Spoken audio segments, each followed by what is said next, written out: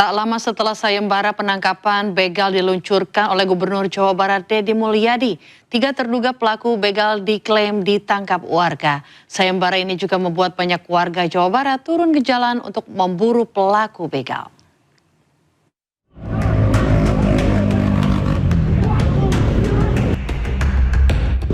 Video rombongan pengendara motor yang melintas di kawasan Kiara Condong, Kota Bandung ini muncul tak lama setelah Gubernur Jawa Barat Deddy Mulyadi meluncurkan sayembara berhadiah bagi warga yang berhasil membantu menangkap begal. Kehadiran rombongan tersebut membuat warga yang berada di lokasi waspada. Pak Deddy, ya. Sama masyarakat benang, Pak Deddy. Dalam unggahan lain, warga Jawa Barat mengklaim berhasil menangkap 3 terduga pelaku begal. Aksi penangkapan tersebut diunggah ke media sosial disertai permintaan hadiah sayembara yang diberikan. Menanggapi hal tersebut, Gubernur Jawa Barat Deddy Mulyadi menegaskan setiap laporan akan ditindaklanjuti sesuai prosedur. Wali Kota Bandung Muhammad Farhan saya langsung menggagalkan aksi begal saat patroli keamanan dini hari di kawasan Binong, Kiara Condong. Dalam insiden tersebut, Farhan bersama aparat keamanan mendapati seorang pengendara motor yang tengah dikeroyok oleh 7 motor pelaku begal. Tadi teh kamu ngasih pepet. Berburu begal soalnya ya 50 juta di KDM. Ya begal aing ke di tempat sepi buru begal aing ya. Video yang beredar di media sosial juga memperlihatkan seorang warga melakukan patroli malam di jalan sepi sambil mencari keberadaan pelaku begal. Aksi tersebut disebut sebagai bentuk partisipasi dalam sayembara yang diumumkan Gubernur Jawa Barat Deddy Mulyadi. Tim Liputan iNews melaporkan. Pemirsa, Menteri Koordinator Bidang Hukum, HAM, Imigrasi dan Permasyarakatan Yusril Iza Mahendra ingatkan Gubernur Jawa Barat Deddy Mulyadi terkait dengan sayembara penangkapan begal. Yusril berharap KDN tidak menggelar sayembara menangkap begal. Menurutnya, penanganan tindak pidana harus mengedepankan penegakan hukum oleh aparat.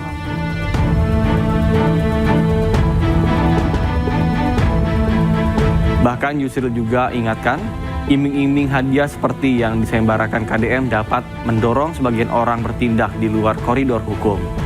Menurutnya, masyarakat memang dapat membantu aparat, tapi tidak boleh bertindak main hakim sendiri.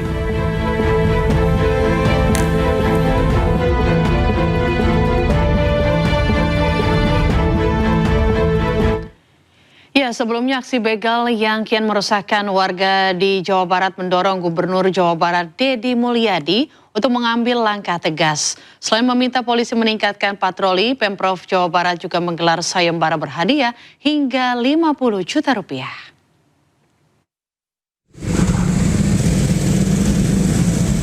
Suasana pengamanan di sejumlah titik rawan kriminalitas di Jawa Barat kini diperketat. Polisi meningkatkan intensitas patroli menyusul maraknya aksi begal yang membuat warga resah. Pemerintah Provinsi Jawa Barat juga berkoordinasi dengan Polda Jawa Barat dan Polda Metro Jaya untuk memperkuat pengamanan khususnya di wilayah Bandung Raya, Bekasi, dan Depok. Melalui akun media sosialnya, Gubernur Jawa Barat Deddy Mulyadi mengumumkan sayembara berhadiah hingga 50 juta rupiah bagi warga yang berhasil menangkap pelaku dalam keadaan hidup. Yang berikutnya, saya memberikan sayembara pada seluruh warga Jabar yang bisa melumpuhkan maling, copet, jamret, begal, rampok. Kami siapkan hadiah dari 5 sampai 50 juta. Dari 5 juta sampai 50 juta yang mampu merumpuhkan berbagai aksi kejahatan dan menyerahkannya kepada kepolisian dalam keadaan hidup. Menanggapi langkah ini, Kapolda Jawa Barat menyambut baik inisiatif tersebut. Kita menyambut baik ini untuk bahwa Bapak Gubernur juga memiliki keinginan memberikan motivasi kepada semua warga ya untuk berpartisipasi.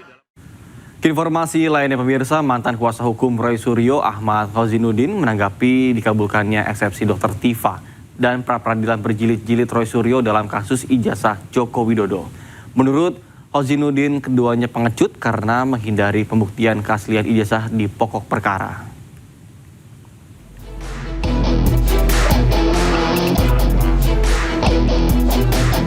Mantan kuasa hukum Roy Suryo Ahmad Khozinuddin menilai pihak Joko Widodo dan Roy Suryo CS pengecut karena menghindari pembuktian pokok perkara di pengadilan. Pernyataan ini ia lontarkan usai Hakim Pengadilan Negeri Jakarta Timur mengabulkan eksepsi Dr. Tifa. Menurutnya pengabulan eksepsi Puluhan rumah di kawasan Kasepuhan Adat Sukabumi, Jawa Barat ludes terbakar. Akibat kejadian ini sebanyak 420 jiwa kehilangan tempat tinggal. Kesembuhan Cipta Mulia ya Allah. Astagfirullahaladzim. Kebakaran hebat melanda kawasan kampung adat Kasepuhan Cipta Mulia, Desa Sirna Resmi, Kecamatan Cisolok, Kabupaten Sukabumi, Jawa Barat. Bangunan rumah adat yang terbuat dari kayu dan atap ijuk membuat api terus membesar hingga menghanguskan 50 rumah. Akibat kebakaran sebanyak 70 kepala keluarga dengan 420 jiwa kehilangan tempat tinggal dan terpaksa mengungsi ke rumah kerabat. Kebakaran diduga akibat korsleting listrik di MCK umum yang berdekatan dengan permukiman. Polisi datang ke lokasi menyelidiki penyebab pasti kebakaran. Pemerintah daerah telah menyiapkan bantuan darurat berupa makanan serta akan mendirikan dapur umum. Tidak ada korban jiwa, kerugian ditaksir mencapai 2,5 miliar rupiah. Dari Sukabumi, Jawa Barat, Budi Setiawan. Pemirsa, kebakaran terjadi di sebuah pabrik triplek di Kabupaten Kuningan, Jawa Barat. Kebakaran dipicu dari percikan api bekas membakar limbah. Awan panasnya itu tadi ya. Ini aku dorong dampar. Kebakaran melanda sebuah pabrik triplek di Kecamatan Sampira, Kabupaten Kuningan, Jawa Barat. Luasnya area kebakaran membuat kobaran api disertai gumpalan asap pekat menjulang ke atas. 2 unit mobil pemadam kebakaran dan 1 unit pemadam dari Yonif TP839 dikerahkan. Banyaknya material mudah terbakar disertai hembusan angin kencang membuat kobaran api dengan cepat membesar dan menjalar ke area penjemuran kayu pabrik. Api juga menghanguskan ribuan lembar material triplek yang tengah dikeringkan. Kebakaran baru dapat dipadamkan usai 1 jam proses pemadaman.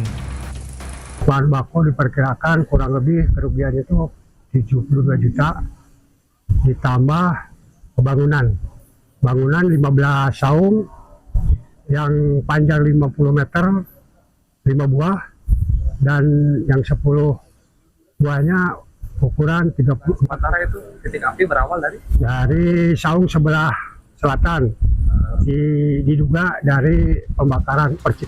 Tidak ada korban jiwa dalam peristiwa ini, namun kerugian diperkirakan mencapai hampir 100 juta rupiah. Dari Kuningan, Jawa Barat, Mahardika, iNews melaporkan. Pemirsa, cekcok antara security dengan pengemudi mobil mewah di depan halte Transjakarta Bundaran HI, Jakarta Pusat berujung damai. Meskipun demikian, pengemudi dan juga 2 penumpang yang belakangan ini diketahui merupakan oknum anggota Polri tetap harus menjalani pemeriksaan.